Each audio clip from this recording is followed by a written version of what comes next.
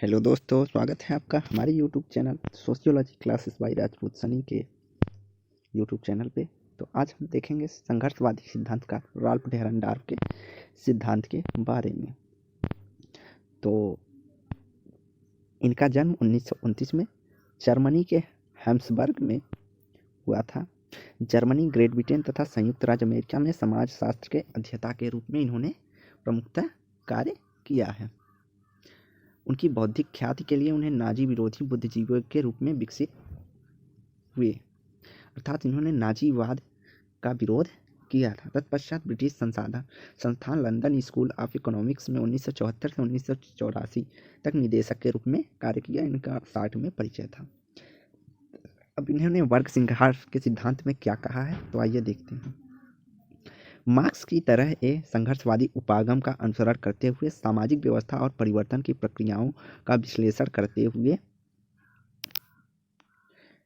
सामाजिक वर्गों के निर्माण के बीच वर्ग संघर्ष के परिस्थितियों, दशाओं एवं परिणामों के संदर्भ में उनका दृष्टिकोण मार्क्स से सर्वथा भिन्न था।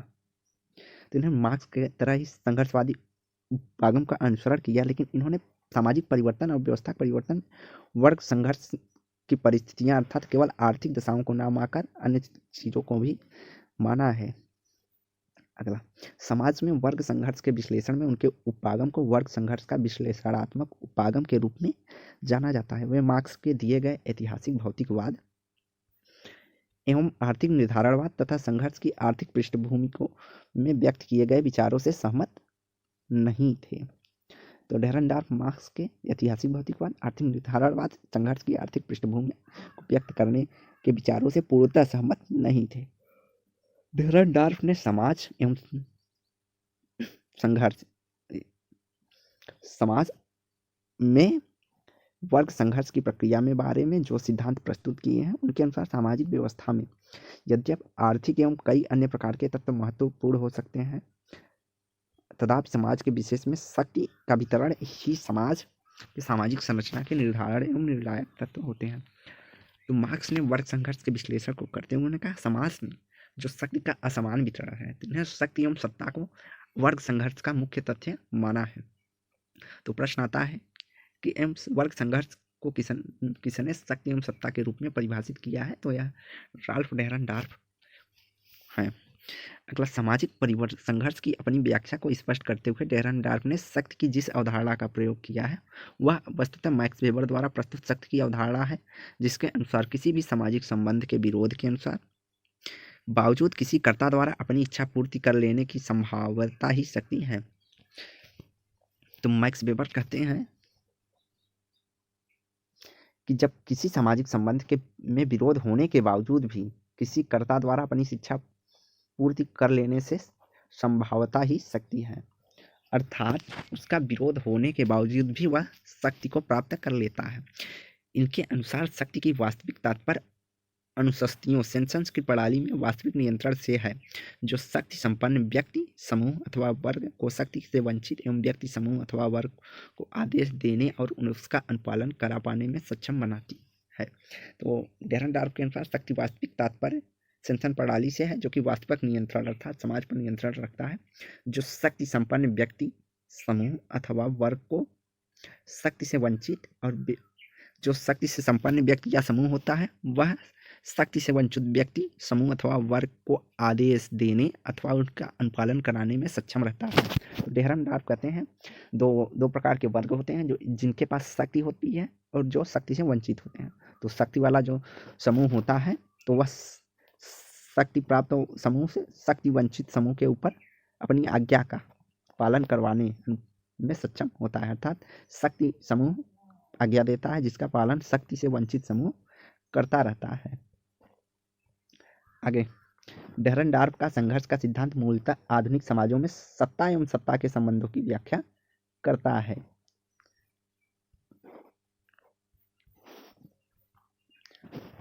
उनके अनुसार प्रत्येक सामाजिक संगठन में सत्ता की विशिष्ट संरचना अंतर्निहित होती है। इस संरचना के आधार पर तथा इसी के अनुसार सामाजिक संरचना एवं व्यवस्था में कतिपय हित समूहों का निर्माण होता है। तो डेहरनडॉर्फ कहते हैं, प्रत्येक समाज या संगठन में एक सत्ता विशिष्ट संरचना निहित होती है, जिसके आधार पर ही सामाजिक संरचना एवं व्यवस्था में हित समूहों का निर्माण होता है। शक्ति समाज एवं व्यवस्था को विशेष में यह हित समूह अपने अपने समूह हेतु वांछित संपूर्ण सत्ता अथवा सत्ता के सामान्य एवं विशिष्ट तत्वों के प्राप्ति के क्रम में परस्पर विपरीत एवं विरोधी परिस्थितियों का रास्ता अपना सकते हैं, जिससे संघर्ष के अनुरूप में परिवर्तन होता है। तो डेहरनडॉर्फ कहते हैं कि सामाजिक व्यवस्था एवं संगठन में विशेष हित समूह हो जाते हैं, जो कि अलग अलग अपने अपने समूहों के हित के लिए वर्ग संघर्ष हित के लिए संघर्ष करते हैं, जिसको उन्होंने वर्ग संघर्ष के रूप में संज्ञा देते हैं। डेहरनडॉर्फ ने स्पष्ट करते हुए लिखा है कि वर्ग संघर्ष के प्रारूपों में भिन्नता के अनुरूप संरचनात्मक परिवर्तन भी भिन्नता हो सकती है। संघर्ष जितने तीव्र होते हैं, होने वाले परिवर्तन की तीव्रता होने की संभावना भी उतनी अधिक रहती है। डेहरनडॉर्फ कहते हैं कि वर्ग संघर्ष के प्रारूपों में अलग अलग भिन्नता पाई जाती है और संरचना में जो भिन्नता होती है उसी के अंतर्गत संघर्ष के द्वारा तीव्र गति से परिवर्तन होता है, और संघर्ष जितना होगा परिवर्तन होने की संभावना उतना अधिक होता है। मूलतः मार्क्स के बाद का यूरोप और अमेरिका के औद्योगिक समाज के संदर्भ में प्रस्तुत किया गया यह व्याख्यान है। इसमें पूंजीवादियों के साथ साथ शक्ति एवं सत्ता से गहराई से जुड़ी कारपोरेट व्यवस्था एवं राजनीतिक व्यवस्थाओं के तत्व भी महत्वपूर्ण रूप से सम्मिलित होते हैं।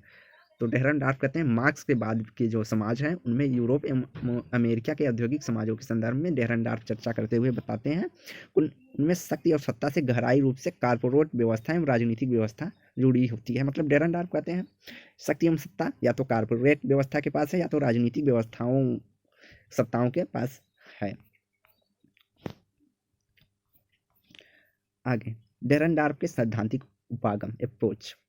1950 के अंत तक पार्सन द्वारा प्रस्तुत प्रकारवादी सिद्धांत के अनुसार मानव समाज की प्रकृति सहमतिजन्य, एकीकृत एवं स्थैतिक है। डेहरनडॉर्फ ने इस मान्यता से असहमत व्यक्त करते हुए कहा है कि पार्सन के प्रकारवादी सिद्धांत से डेहरनडॉर्फ असहमत थे और उन्होंने कहा कि मानव समाज की प्रकृति सहमतिजन्य होने के साथ साथ संघर्षवादी भी है, जिसमें अनिवार्य रूप से सामाजिक द्वंद्व, तनाव, परिवर्तन के बीच अंतर्निहित होते हैं। तो जहाँ पार्सन्स कहते हैं समाज सहमतिजन्य है, एकीकृत है और स्थिर है, स्थैतिक है, लेकिन उसके विपरीत ही उससे असहमत होकर डेहरनडॉर्फ कहते हैं समाज में सामाजिक द्वंद्व, तनाव एवं परिवर्तन के भी तत्व अंतर्निहित होते हैं। अपने पूर्ववर्ती संघर्ष सिद्धांत वक्ताओं के विपरीत डेहरनडॉर्फ का यह विचार था कि समाज में संघर्षवादी सिद्धांत को प्रकार्यात्मक सिद्धांत की कमियों को दूर करने वाले एक व्यवहारिक तथा पूरक सिद्धांत के रूप में विकसित किया जाना चाहिए। आगे उन्होंने चर्चा करते हुए उन्होंने कहा कि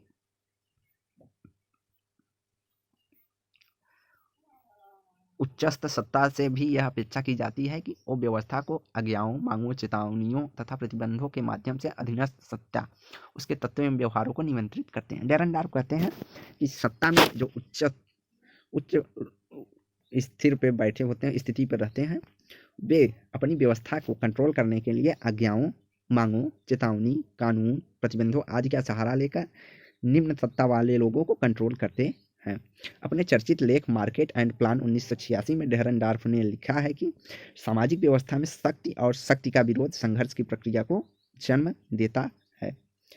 शक्ति और शक्ति का विरोध ही संघर्ष प्रक्रिया को जन्म देती है। संघर्ष की यह प्रक्रिया वस्तुतः प्रतिद्वंदता को जन्म देती है तथा यही इतिहास का संचालन करती है और व्यवस्था में संरचनात्मक परिवर्तन लाती है। तो डेहरनडॉर्फ मानते हैं कि समाज व्यवस्था में एक शक्ति होती है और एक शक्ति व्यवस्था का विरोधी वर्ग होता है, जिनके बीच संघर्ष की प्रक्रिया के द्वारा ही प्रतिद्वंदता की स्थिति पैदा होती है और जो इतिहास अर्थात समय समय से चला आ रहा है और व्यवस्था में सामाजिक परिवर्तन लाता रहता है।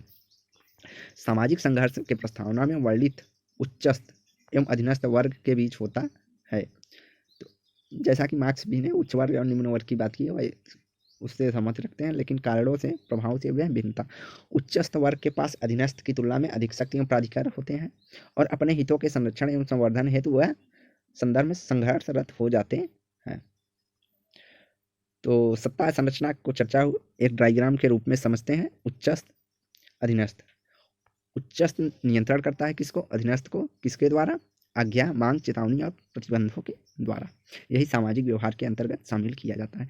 डेहरनडॉर्फ द्वारा प्रस्तुत संघर्षवादी सिद्धांत के इस संस्करण को एक द्विपक्षीय संघर्ष सिद्धांत के रूप में भी जाना जाता है। डेहरनडॉर्फ ने निम्नांकित बिंदुओं के माध्यम से संघर्ष सिद्धांत को प्रमुख प्रस्तावनाएं रखी हैं।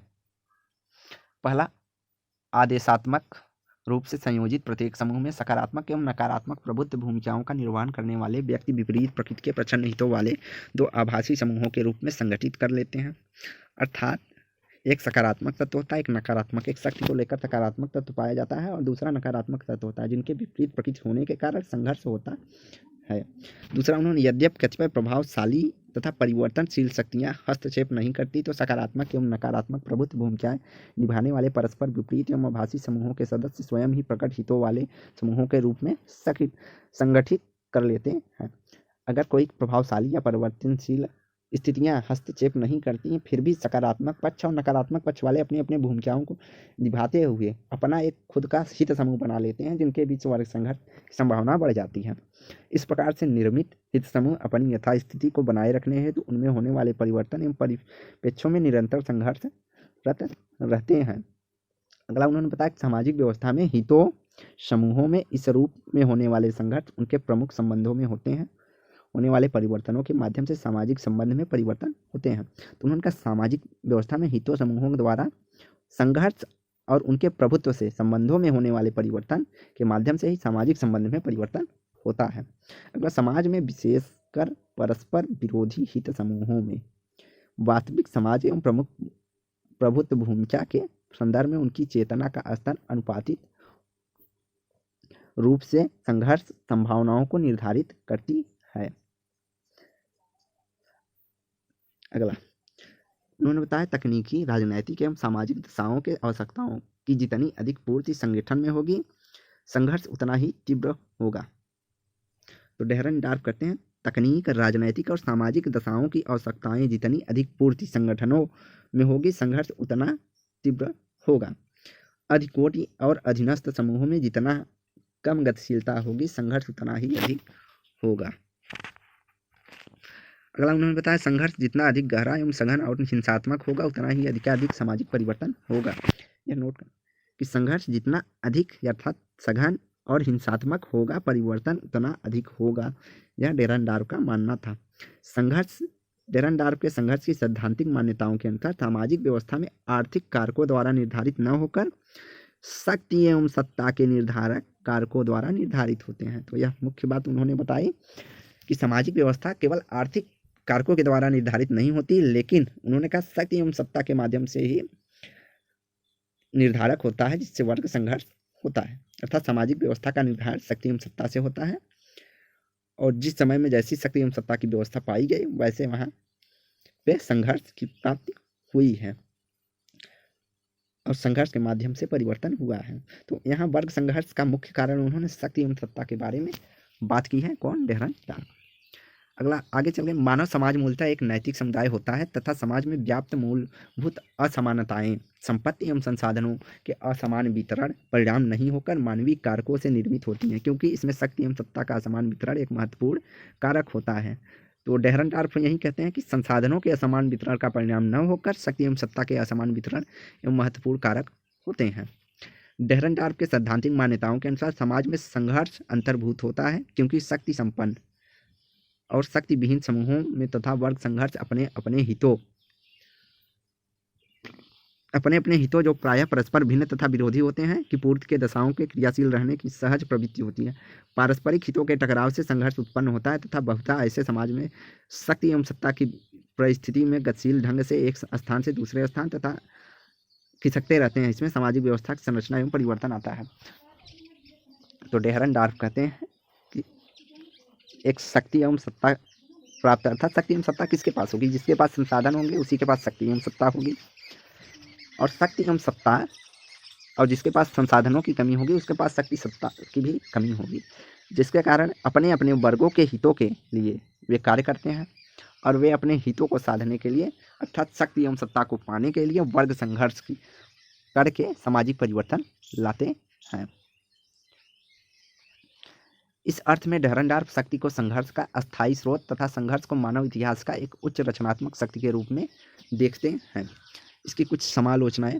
डेहरनडार्फ ने मार्क्स के संघर्ष के मूलभूत प्रस्तावनों अर्थात द्वंद्वात्मक परिप्रेक्ष्य, संघर्ष के सामाजिक परिवर्तन इत्यादि को स्वीकार किया है तथापि कई महत्वपूर्ण बिंदुओं यथा ऐतिहासिक भौतिकवाद, आर्थिक निर्धारण आदि से असहमति व्यक्त करते हुए उन्होंने सामाजिक संघर्ष के सिद्धांत में शक्ति एवं सत्ता के परिप्रेक्ष्यों को संदर्भित किया है कि जो कि पूर्णतः उचित नहीं है। यहाँ पे ऐतिहासिक भौतिकवाद अर्थात संसाधन भी प्रमुख कारक के रूप में कार्य करते हैं, जहाँ इनकी आर्थिक निर्धारणवाद आदि की अवहेलना की है। लेकिन शक्ति किसके पास होगी? जिसके पास भौतिक संसाधनों अर्थात आर्थिक निर्धारणवाद पर कंट्रोल होगा, उसी के पास शक्ति एवं सत्ता होगी, जिससे इन्होंने नकारा है अर्थात असहमति प्रकट की है मार्क्स से। लेकिन ऐसा नहीं है कि संसाधन जिसके पास होंगे उसी के पास शक्ति एवं सत्ता होगी। इस प्रकार से उनकी आलोचना की गई है। कार्ल मार्क्स की तरह राल्फ डेहरनडार्फ का मानना रहा है कि सामाजिक संघर्ष सामाजिक व्यवस्था में संरचनात्मक परिवर्तन लाता है, लेकिन सामाजिक परिवर्तन के अन्य कारकों की कोई चर्चा नहीं की है। तो जहाँ कार्ल मार्क्स केवल आर्थिक निर्धारणवाद की बात करते हैं, वहीं राल्फ डेहरनडार्फ ने सामाजिक संघर्ष में केवल शक्ति एवं सत्ता के कारण सामाजिक व्यवस्था में परिवर्तन लाने की बात करते हैं, जिससे पूर्णतः इनकी आलोचना की जाती है कि शक्ति सत्ता के अलावा भी कई अन्य कारण होते हैं जो कि वर्ग संघर्ष को प्रेरित करते हैं। डेहरनडार्फ ने शक्ति एवं सत्ता के जिन अवधारणाओं का प्रयोग किया है वे अमूर्त हैं। टर्नर के अनुसार वैज्ञानिक विश्लेषण की दृष्टि से चरों के रूप में प्रयोग नहीं लाया जा सकता। तो शक्ति एवं सत्ता को वैज्ञानिक दृष्टिकोण से चरों के रूप में नहीं लाया जा सकता, ऐसा टर्नर ने कहकर आलोचना की है। जबकि सामाजिक विश्लेषणों के अनुसार डेहरनडार्फ द्वारा लाई गई अवधारणाओं की अमूर्तता के कारण अनुभवी परीक्षण एवं सत्यापन भी कठिन, अर्थात यहाँ शक्ति एवं सत्ता का अनुभविक परीक्षण एवं सत्यापन करना कठिन है। अगला, डेहरनडार्फ ने अपने इस सिद्धांत में वर्ग निर्माण की व्यापक प्रक्रिया में स्वयं में वर्ग और स्वयं के लिए वर्ग के संदर्भ में चेतना की उपेक्षा की है, जो इसकी तारगम्यता को बाधित करती है। मार्क्स ने यह अवधारणा दी थी स्वयं में वर्ग और स्वयं के लिए वर्ग, और यह वर्ग चेतना होती है। इन सब तथ्यों की डेहरनडार्फ पूर्णतः अवहेलना अर्थात उपेक्षा की है, जिससे यह इनकी तारगम्यता को बाधित इनके सिद्धांत की तारगम्यता को बाधित करती है अर्थात उचित नहीं ठहराती। डेहरनडार्फ ने उन संस्थाओं की पहचान हेतु सहायक मानदंड नहीं सुझा पाते हैं जिनमें संघर्ष की स्थितियों में उत्पन्न होने वाले संभावनाएं होती है, अर्थात उन्होंने किसी प्रकार के ऐसे संस्थाओं की पहचान नहीं की है जिससे कि वर्ग संघर्ष उत्पन्न होने की संभावनाएं अधिक होती हैं। अगला उन्होंने बताया, डेहरनडार्फ ने सामाजिक पदों एवं अवधारणाओं का प्रयोग किया है उनका परिभाषागत आधार एवं स्वरूपगत अत्यंत ही सामान्य प्रकृति का है। इस सिद्धांत में प्रयुक्त शक्ति एवं सत्ता, हित समूह, भूमिका प्रभुत्व एवं संघर्ष इत्यादि जैसी अवधारणाएं सामान्यीकरण इसकी व्यापकता एवं स्पष्टता को एक प्रकार से सीमित कर देती है। तो डेहरनडार्फ जहाँ शक्ति, सत्ता और हित समूह जैसे तत्वों में केवल वर्ग संघर्ष के स्पष्टता एवं व्यापकता को सीमित करते हैं। उपरोक्त आलोचनाओं के बाद भी इस बात को स्वीकार किया गया कि उन्होंने शक्ति एवं सत्ता के संघर्ष के बीच निकट एवं अस्थायी प्रकृति के जिन संबंधों की व्याख्यात्मक रूप से प्रस्तुत किया है वह महत्वपूर्ण है। इनकी आलोचना होने के कारण भी इस रूप में मान्य किया गया क्योंकि शक्ति एवं सत्ता भी वर्ग संघर्ष में एक महत्वपूर्ण कारक के रूप में कार्य करता है। तो वीडियो को लाइक एंड शेयर करें, चैनल को सब्सक्राइब करें। धन्यवाद।